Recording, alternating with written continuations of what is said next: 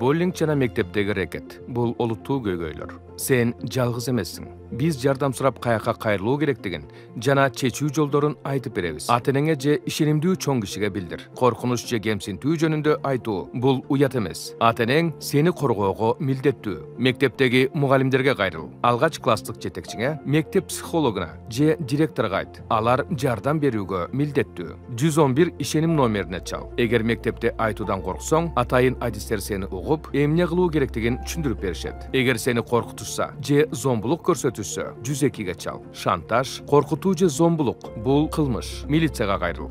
Эгерде кырдаал чечилбесе, сен жана сенин ата-энең ар дайым прокурорго колдоо жана коргоо үчүн кайрылсаңар болот. Ал жакка окуучулар да, алардын ата-энелери да коргоо жана жардам алуу үчүн келе алышат. Ата-энелер да жоопкерчилик алышат. Ата-энелер өз балдарын тарбиялоого милдеттүү. Эгер бала мыйзам бузса, ата-энелер да жооп берет. Эгер бала кылмыш жасаса, же балага туура эмес тарбия берилген болсо, ата-энеге 10дон 30 эсептик көрсөткүчкө чейин айып салынат. Кээ бир учурларда ата-эне укугунан ажыратылышы да мүмкүн.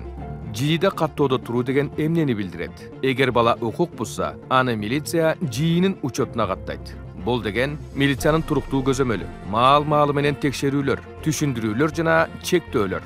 Бул олуттуу чара. Мындайга жеткирбөө керек. Эсиңде болсун. Буллинг, рекет, коркутуу же шантаж бул сенин күнөөң эмес. Жардам сурап кайрылуудан тартынба.